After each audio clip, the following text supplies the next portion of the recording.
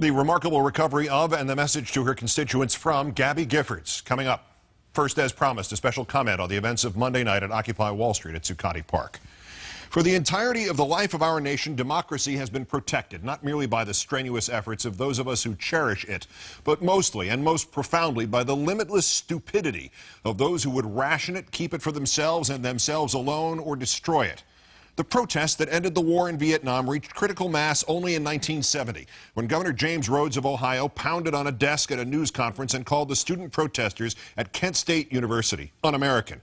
They were not un-American, they were unarmed, and the next day 4 of them were shot and killed by the National Guard. And 10 days later, 2 more were killed at Jackson State.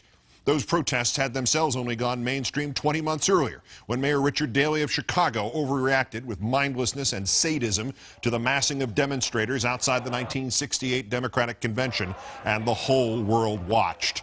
A century of the institutionalized, codified, legalized pseudo-slavery that had followed the real thing was fatally stricken only when Governor George Wallace of Alabama used his inaugural address to promise segregation now, segregation tomorrow, segregation forever. Within 2 years came the marches on Selma and the atrocities at the Edmund Pettus Bridge. And 10 weeks after the first violence, the president had proposed the Voting Rights Act to Congress. The mounting paranoia of 3 decades of the scapegoating of and fear-mongering about liberals only ended when its last white knight self-destructed on the national stage of televised hearings, when Joe McCarthy questioned the loyalty of the U.S. military, and towards one junior attorney he revealed the depths of his cruelty and megalomania, and he revealed that at long last he indeed had no shame. Pick any moment in our history. Our history is a country founded by and invigorated by and reinvigorated by protest. And you will find men like George Wallace and Joe McCarthy and Jim Rhodes and Richard Daley. Go back further to men like the owners of the Triangle Shirtwaist Company, or the officials who sent the police to the Haymarket Square and the troops to the Pullman town, or John Brown, or George Grenville, the British politician who had a bright idea about the American colonies, an idea called the Stamp Act. American freedom has not flourished in spite of these morons of history. It has flourished because of them, because they overreacted, because they underthought, overreached, understood. We owe them our traditions of protest. We owe them our freedoms. We owe them our very independence. None of them ever understood that, around these parts anyway, suppression always creates the opposite of the effect desired. Such a man is Michael Rubens Bloomberg, mayor of New York City, and as of today, the most valuable, the most essential, the most irreplaceable man inside the Occupy movement. Who else but a cliche like Bloomberg could take a protest beginning to grow a little stale around its edges and vault it back into the headlines, complete with mortifying scenes of police dressed up as stormtroopers carrying military weapons using figurative bazookas to kill figurative mosquitoes?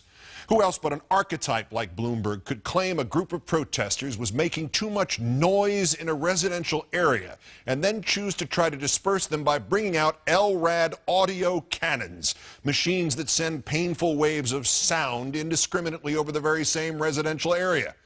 Who else but a cartoon like Bloomberg could have become rich, creating a multi-billion-dollar media and news company, and then authorize illegally preventing reporters from witnessing police actions he claimed were utterly legal, and then authorize the arrest of 4 reporters at a church?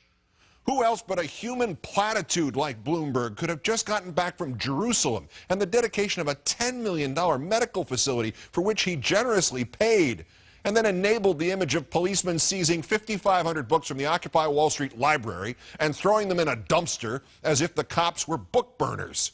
Who else but a hypocrite like Bloomberg could have overridden by backroom deal with the New York City Council the results of 2 separate referendums, limiting those in his office to just 2 terms as mayor so he could serve a 3rd term, and then have had his police arrest, beat up, and incarcerate a member of the New York City Council? Who else but a putz like Bloomberg could have insisted that protesters were not above the rule of law, and yet when the courts ruled he could not seize the protesters' tents and sleeping bags, nor kick them out of Zuccotti Park, nor keep them from returning with their tents and sleeping bags, who else could have stalled for hours until he could find another judge to give him the ruling he insisted upon? Who else but the epitome of tone deafness that is Bloomberg could have better illustrated the fundamental issue of Occupy when he puts the entire weight of the most people-driven city in the history of the earth behind already crushingly rich and their efforts to grab themselves still more advantages from those people. And he himself is the 12th richest man in America.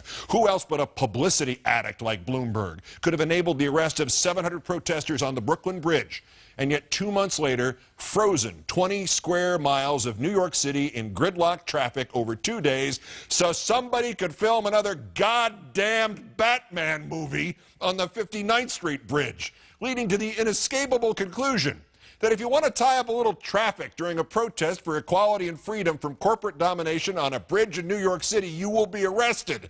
But if you want to tie up all the traffic during a goddamned movie shoot for the financial benefit of corporate domination, the city of New York will embrace you and give you tax breaks.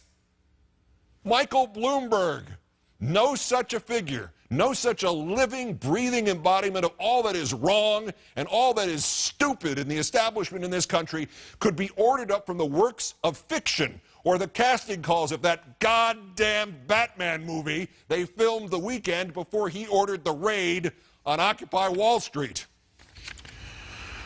Obviously, Mayor Bloomberg, you should resign, and your little bully of a police commissioner, Raymond Kelly, should go with you. You have overstepped all reasonable interpretations of your rights and responsibilities, and you have made Americans and people around the world realize that you are simply smaller, more embarrassing versions of the tin pot tyrants who have fallen around the globe in the past year.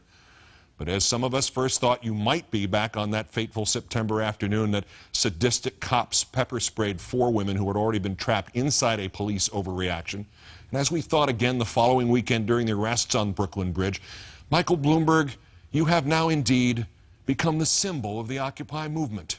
You are ready to take your historic place with Mayor Daley and Governor Wallace and Senator McCarthy and Prime Minister Grenville and every other idiot who has made the fateful and fatal mistake of thinking that just because he had power and money, that this was a nation in which everything has a price tag on it.